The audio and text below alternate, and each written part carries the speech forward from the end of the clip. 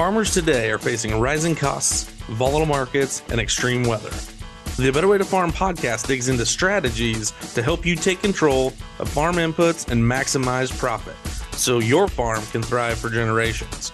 Remember to take advantage of our free resources at abetterwaytofarm.com. Now, from America's Heartland, here's your host. If your soybean yields are stuck, this episode is for you. Rod here at A Better Way to Farm, where we increase yields and improve profits.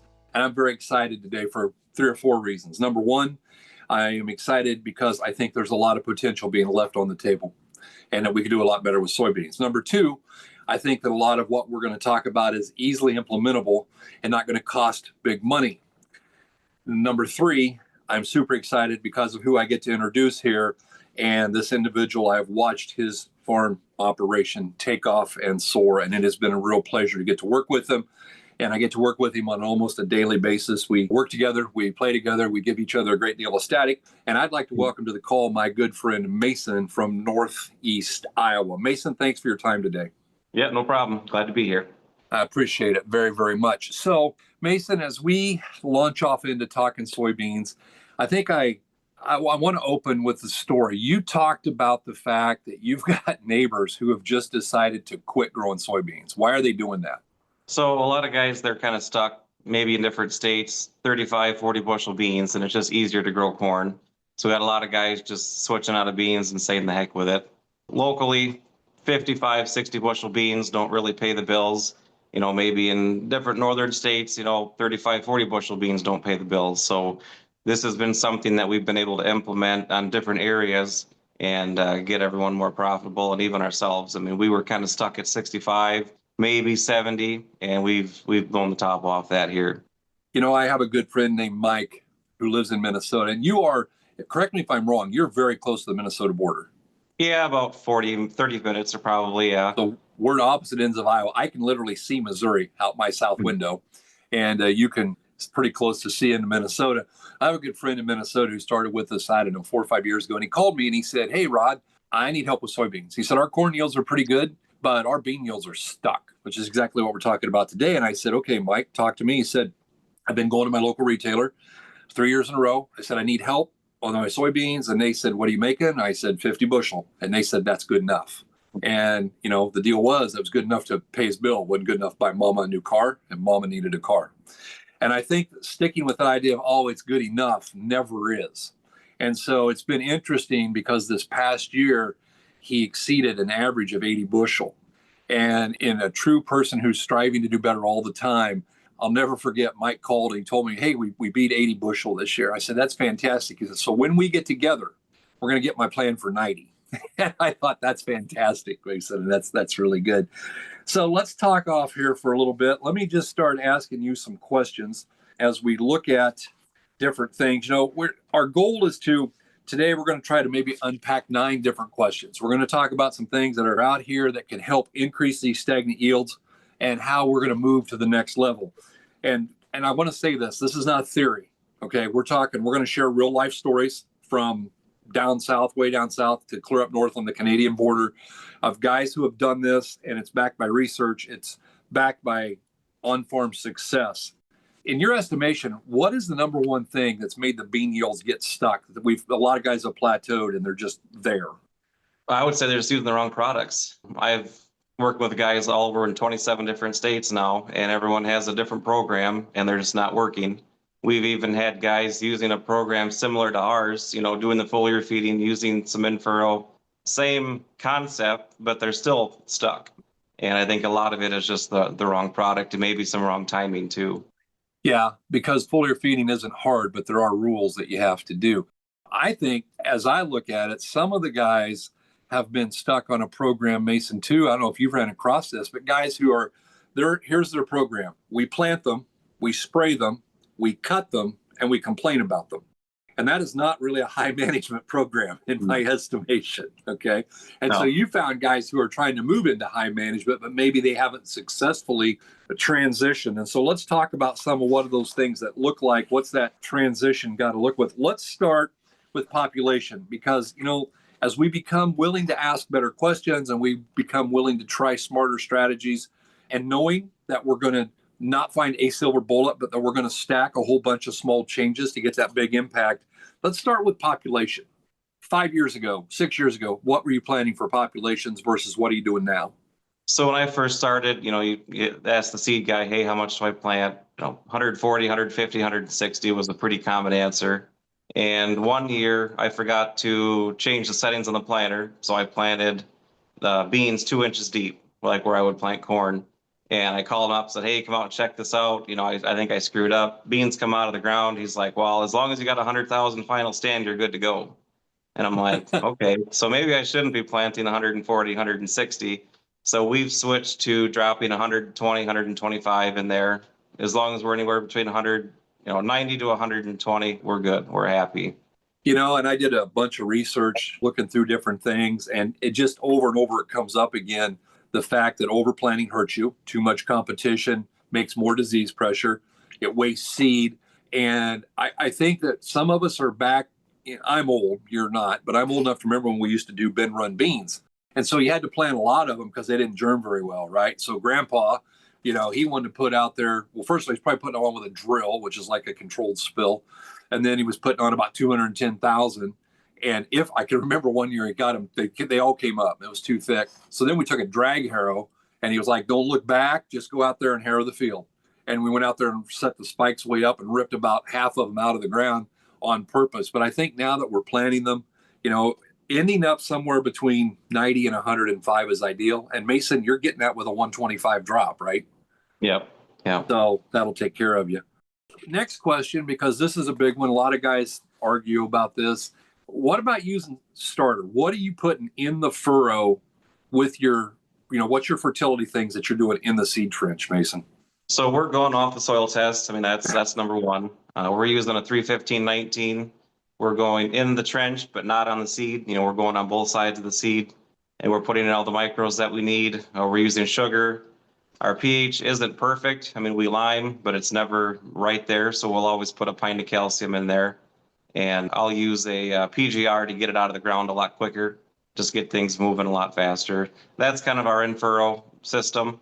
Like I said, we're only, we're not going too carried away on gallons in furrow as far as the starter goes. It's very seed safe, but we're sitting at 3 gallons an acre, and then the rest we'll put on later. So you're putting in a plant growth regulator, you're putting in some calcium, putting in some sugar, I assume. Yep, and for us, manganese is a big deal for us. The higher our yield goal is set, the more manganese we need. So I'm doing some manganese in the trench. I'm saving some for foliar later. And then the boron, we're putting that 2x2. We've got 360 bandits, so we can put some potassium and some boron down 2x2 with that as well. Okay, so you're putting down extra potassium because they have such a huge need for that. Yeah.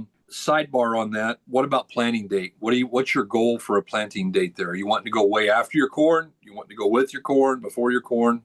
We've actually switched to going before the corn.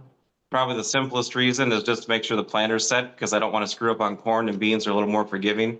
So we're putting in the beans early, the planter is set, the liquid, the in-furrow, everything's primed, ready to go. And then we'll roll into corn after that. And it's important. This isn't a deal where you can just grab any starter. You got to make sure your starter is low salt and really friendly, or you're going to get in trouble. But doing that row placed micronutrient starter package really gets you better roots. It's going to get you a stronger stand, and you get that improved. You talked about it, early growth, especially when you add that plant growth regulator. As you start looking at these micronutrients, we know that manganese is responsible for emergence, has a lot to do with that, and has a lot to do with just soybeans in general. And so what kind of rates do you see there on your manganese levels on your farm? Well, how much are you needing? So we're needing 3 to 4 pints of manganese. I do want to go back on the calcium. The calcium isn't going to fix our pH problem, but it's going to help buffer that zone. Just want to throw that out there. But yeah, corn and soybeans, though, we're seeing really high amounts of manganese and boron needed. Like I said, 3 to 4 on beans, and I'll even throw a little bit later on just for the higher yield goal. If we got a good year, I'll put a little more out there later on. Sure. And I do want to reiterate, you were talking about the boron never goes on the seed, ever. Not on corn, not on beans, not on anything. And so you're putting that on 2x2, or you could put it on with chemicals if you had to.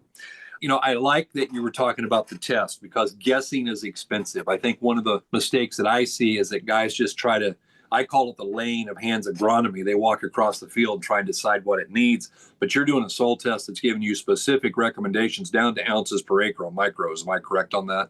Yeah. I mean, different fields might call for 3.21 pints of manganese. Some might call for 4.25. I mean, it's very, very specific, and that's what I'm looking for. I mean, I don't want to guess. I'm not going to cross my fingers and hope for the best. I want to know exactly what that farm needs and give it exactly what it needs, and not over apply, under apply anything. You know, it's interesting because in this day we talk about precision agriculture. That's a big buzzword. And there are great things about that. I don't want to detract from it. However, precision agriculture has become a term that's let the equipment companies sell us a lot of high dollar stuff.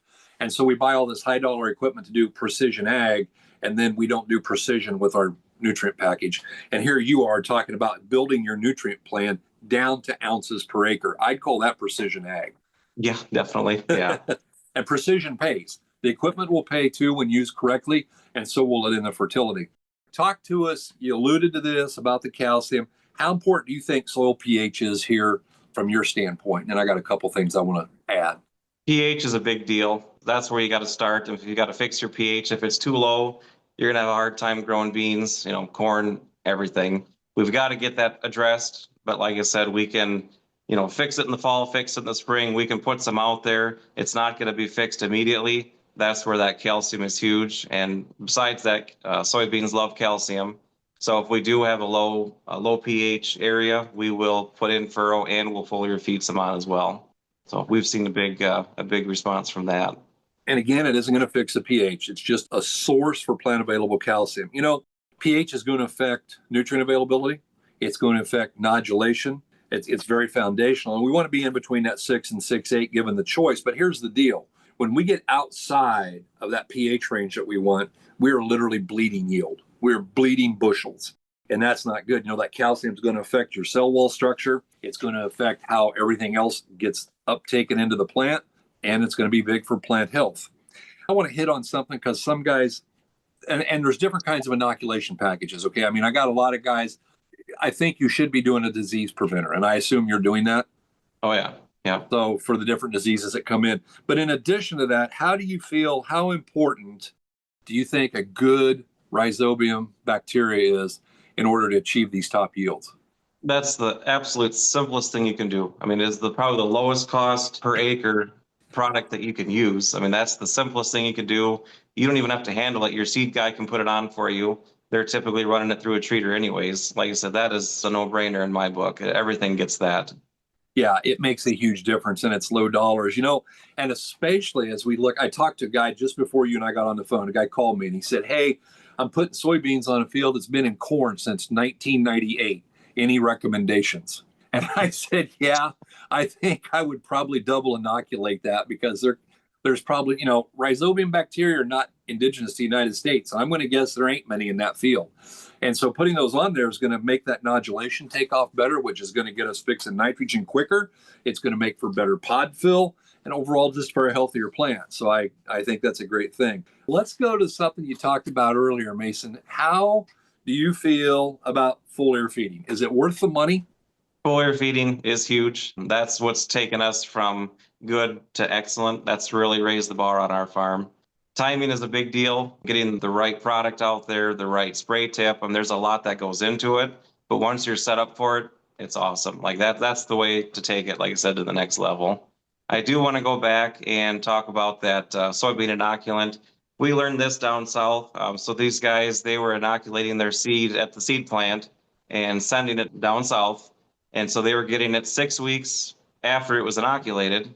And then they would let it sit in the shed, in a hot shed for 2 weeks, and then they would plant it. So heat is not good. And just the time in there, 60 days basically, most of that was dead. So they weren't getting any benefit from that at all. So work with your seed guy. 28 days is kind of the max for what we've got, what I would like to see. But the sooner you apply it, the sooner you plant it is the best, of course. But yeah, foliar feeding, that's been a game changer.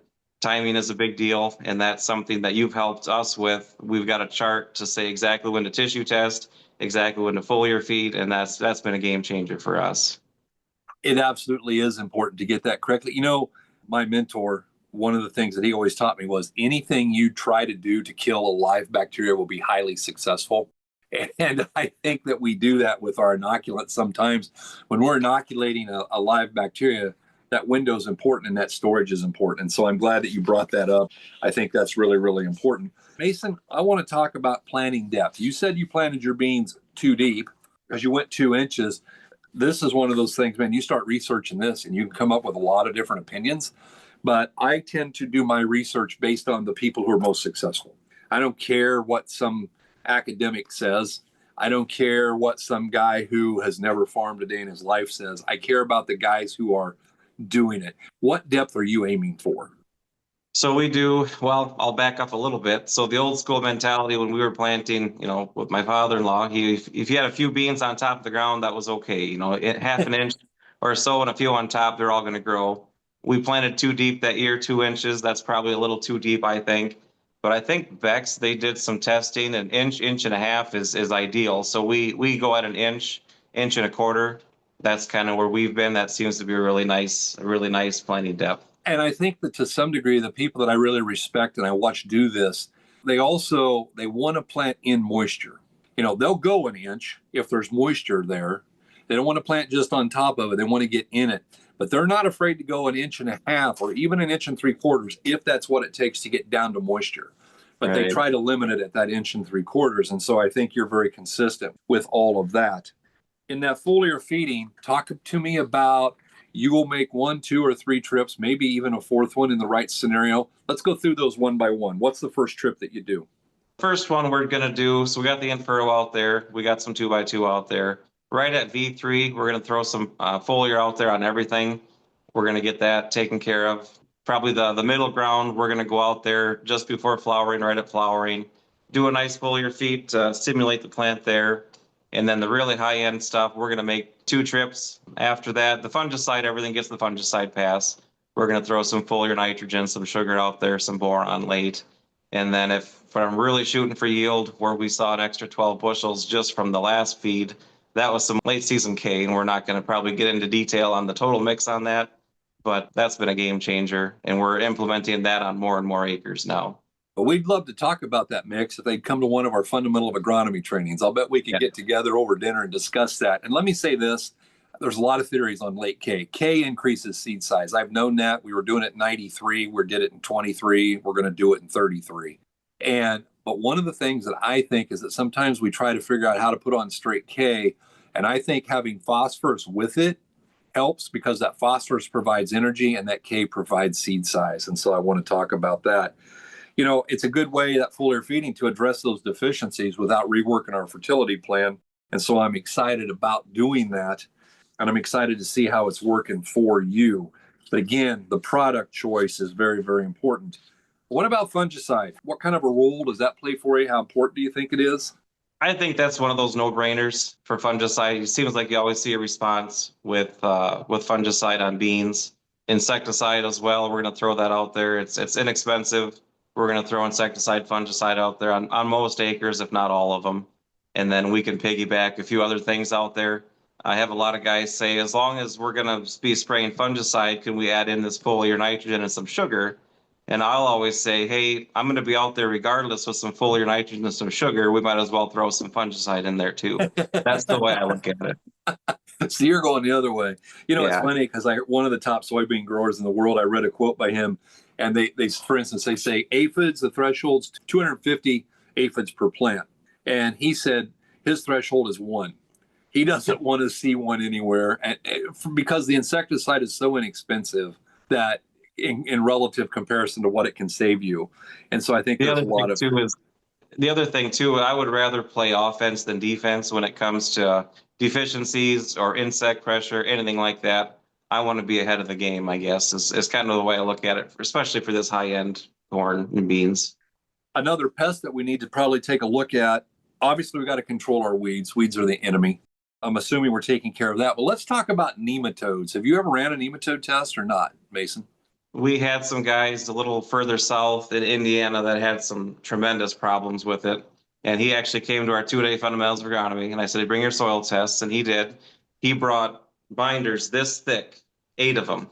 And like, we're going through them, and he's like, "Oh, by the way, here's some SEN tests." And it's like, "Oh man, this guy has done research like you wouldn't believe." And he's got agronomists, he's got a whole team of people working with him, and they test everything. And so we were looking at his tests. We could do the in-furrow program, foliar feed, that's all fine. But the SEN thing, he said, that's a big problem.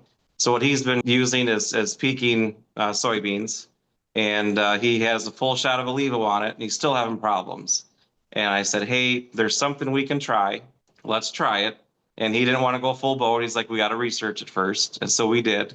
And he did a control check. So this is, like I said, everything out there that we know for nematodes. Did a control, did a 10-ounce rate, a 20-ounce rate, 30-ounce rate. And let's just see what we can do. And he cut that down. I had it in front of me here. He went from over 3,000 sacks in a 500 cc sample down to 700. Wow. With just that one product at 10 ounces an acre. So that was kind of a big deal for them. Oh, sure. What kind of a yield translation did you get there? So he did the 3 different rates, and he tripled his money on each rate. Wow. Yeah. Wow. Okay. Pretty, the higher rate, obviously is going to get kind of expensive. I wouldn't recommend that all the acres. It's nice that he did the test, but he did show a yield response to the higher rates. So it did pay for itself. Well, the bottom line is it's based on infestation level. I wouldn't use 30 ounces everywhere, but I'd use 30 ounces where I needed it.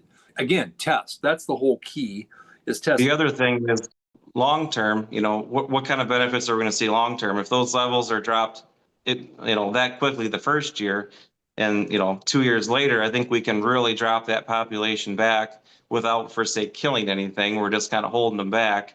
I think long term, he's going to see bigger responses in his corn rotation. And then when he goes back to beans, he's going to see another benefit just from that application. That's amazing. I love that.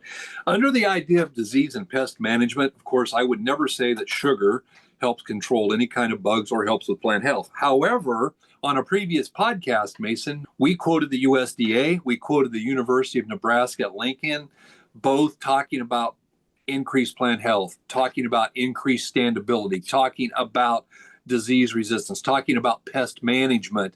Just from the farmer perspective, how many times are you using sugar, and what do you feel like it's doing in regards to that pest management and or that plant health?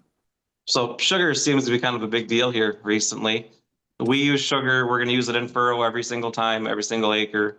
Every time that sprayer goes across the field, whether it's with a herbicide, whether it's a fungicide, whether just a straight foliar feed, we're going to put a pint of sugar in.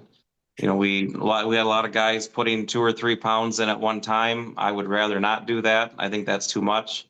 So 1 pint throughout each time throughout the season is ideal. So we got some acres that'll get 4 or 5 pints a season, but at the cost of sugar. That's a very simple thing you can do to increase your yields. It's a little sticky on the plant, kind of a sticker. It helps with that. Helps attract beneficial insects, take care of the aphids. It's just one of those, I hate to say no brainer, but it's just one of those things that we're going to do every single time. Absolutely. When purchased correctly, you're talking about $1.49 an acre per trip. So even if you use it 4 times, you're at $6. And so if that $6 translates into 2 bushel of beans, you look like a genius. And it really does do a lot of good things. Earliest you've ever planted beans, latest you've ever planted beans? Oh, earliest, I want to say, was it April 16th? That was a couple years ago. We had a nice early spring, which April planting isn't real common where I'm at. This year we had a few guys put some in early. I've put in beans in June before, and we've had good luck with them. That in furrow, that's a game changer. When you can force that plant to come out of the ground, when you can have that buffet of nutrients there, that thing just takes off. I'm not afraid to plant corn or beans in June, first part of June. Because you know how to speed it up. Because we know how to speed it up, we know how to feed it. Yeah, that's right. Obviously we believe that earlier planting is better if conditions are right. We don't want to plant when it's cold. I don't want to be out there when I saw a guy working ground here close to me last Friday, and he had a tractor pulling some tillage equipment, and he was literally flinging mud off the tracks. And I have to question if perhaps he should have went golfing. I'm not sure about that. But obviously, if we plant earlier, we tend to get more nodes, we tend to get more pods, we tend to get more time for a long, slow fill. Foliar feeding helps extend that fill time also, and so we can do that. So guys, as you're listening to this, I think one of the things we want, bean yield is basically how many plants per acre, how many nodes per plant, how many pods per node, what is the number of beans in the pod, and then what is the size. And so those are the determining factors. And so, Mason, let me recap. You've talked about the fact that you start with inoculation to get that good fixation. Anything else that you're doing right at the beginning that you would have really encouraged to help boost that yield? So I think tillage is a big deal, or I wouldn't say tillage, but making sure your compaction is taken care of. That's probably a number one thing in my opinion. We've got an inline ripper that we'll hit the spots where we had the wagons or grain carts or semis in one spot, or where the cattle were, we're going to rip that. We do run a vertical till, take care of some of that residue, call it residue management, not so much tillage, but trying to chop them stalks up, get them in the ground. I think that's key. Also, it's not just a controlled spill. We're in 30-inch rows, but I've got some, if it's 56 or 80 cell discs that I use. So we're trying to get those seeds spaced a little bit better than just dumping them all out there and having 3 in one spot and have a 6-inch gap. I want to see fairly consistent, kind of like corn. I mean, that's what we shoot for, especially with the lower populations. Get a nice stand, get a nice stem on there. So that's absolutely early on. That's what I'm shooting for. Hey, side trip. You sent me a video and you talked about, you did something to make we call it a stock digester. Real briefly, how does that play into what you're trying to accomplish here? What'd you do and what'd you see? So we went out there and sprayed on a mix of different things just to try it. I wouldn't say that I did it on purpose. It was because my sprayer wasn't winterized yet. So I thought, well, if I'm going to run some water through it, I might as well run some other things through it. We made a few passes pretty close to home so I could keep an eye on it. And when I was disking, it was just a huge difference. We were disking around the terraces because we were going to burn them. And just a huge difference on how much residue was left. And, a lot of guys last year were reaching out about stalk digesters and, getting that P and K out of the stalks because they listen to your videos all the time and say how much, P and K is in your stover. And they thought, well, if we can break that down quicker, I think that would help us instead of, doing so much dry. And you're like, well, yeah, I believe in that, but I just didn't believe in the stalk digester thing. So I thought, well, I better try it. I don't sell anything I don't try. And so we went out there and tried a little bit of it. And you can looking out the window, you can see the difference after I vertical tilled everything. It's a lot darker where the digester was because all that residue was already mostly broken down. So if you can get that in the soil, you're not going to have as much hairpinning when you're trying to plant corn or beans. You've got that P and K already broken down. Your microbes aren't focusing on that. So I'm just honestly, that's going to be the next game changer. I think that we're going to implement on everything this fall. Nice. Earlier we did that three-way call with that friend of yours. You shared some stories of different growers. I know you've got growers near up in Canada. You've got growers down close to the Gulf. Talk to us about 2 or 3 of those, what you've seen, the stories that they're sharing with you when implementing the system on beans. So down south, I've been working with that guy for, a few years now, just trying a few seed treatments, things like that. Nothing really full tilt or anything like that. And he said, you got to be sick and tired of being sick and tired to change. And he said, I'm sick and tired. He said, I want to change. So we did some in-furrow down there and, we didn't get the foliar feed on, it was kind of chaotic getting everything done, but he was seeing 12 to 15 bushels just on the in-furrow. So wow. That helped him out. He said, that's the difference between black and, red and black. He said, that's the difference between making money and not making money down there. Worked with a guy up in Michigan, and he was always 40 to 50 bushel beans. They were using some liquid products, doing some foliar feeding, kind of progressive farmers for their area, and started working with us. And he's like, it was a little extra in shipping because he's a little further away from us. It was a little added expense there. But, he went the first year with the in-furrow, he went from 40 to 50. Now he's at 65, 75. And he's like, all right, what else you guys got? Like, let's really do this.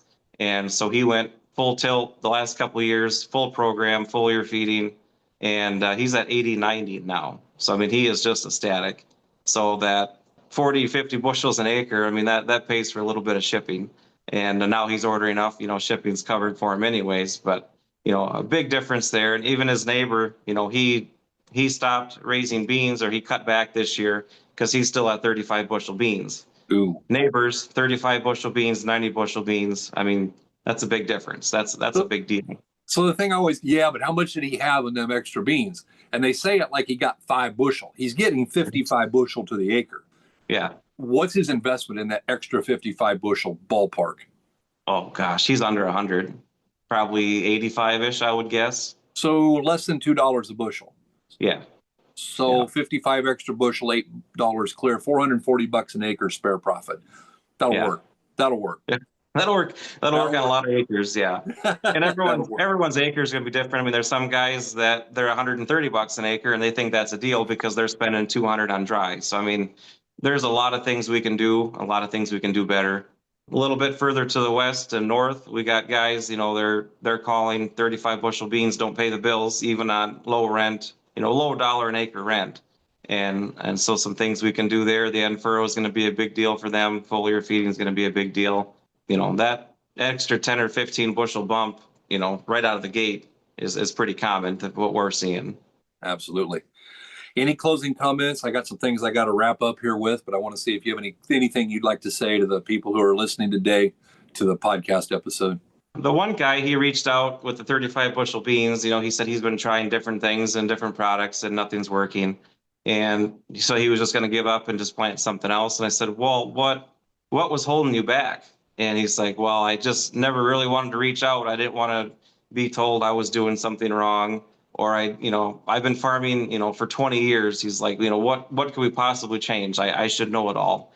And he's like, just listening to what you're saying, what we can change. He said, I think that's going to be a big deal. Just thinking outside the box, trying some new things, maybe using a higher quality product is probably what's going to turn the boat around, because the last 4 companies, he said, it's not working. He's like, it's not working. So he's like, I'm not out anything to reach out, give it a try. And he's like, I think from what you're saying, he said, I think we're onto something. So he's very excited to get his fertilizer ordered here in the next couple of weeks and get his beans planted. So I'm excited for that. So, yeah. And I don't look at it as doing anything wrong. Les Brown, one of my favorite motivational speakers, he says, if they knew better, they'd do better. And I think that the opportunity is out here is just learn how to do it better. I'm not saying anybody's doing anything wrong. I'm just going to say that technology has not stood still. I mean, and in your own operation, what you've embraced in the last 5 years has changed the game, right? Oh, yeah. Yeah. So I don't think you're doing it wrong before. You were successful. It's just easier to succeed. Well, Mason, let me wrap this up here. Guys, what Mason and I have talked about, number one, there is not a silver bullet. This isn't one thing, but it's about stacking the right practices so we can increase the bushels and make the margin get bigger. It's always, to me, it's about cost per bushel. How can I grow the lowest cost bushel of beans or corn? And the fact of the matter is, it doesn't matter if you're at 35 or 45 or 85. If we can figure out how to add to it, then there's going to be extra profit. And these things that we just talked about here, they're not just things for the agronomist. They're for anyone who wants to farm smarter, not harder. I love Mason's stories, and I appreciate you sharing those. Guys, here's the deal. Do you have questions? Or you've been afraid to reach out? Reach out. If you want help with those questions, let us know. We would love to help you analyze your soil. We would love to find those limiting factors, and we would love to help make some recommendations to build a plan to increase them 50 bushel beans to 70 or 80 or 90, because 50 isn't going to cut it. Here's the word. If you want more help, if you want somebody to talk to, text the word soybeans to Karen at 641-919-5570. Again, 641-919-5570. And she'll see to it that someone from the team gives you a call. Guys, thank you for tuning in today. Just give a big shout out. Tell Mason thank you, because I appreciate his time today. I know he had other things he could have done. Thanks for tuning in. We hope you're having a better day.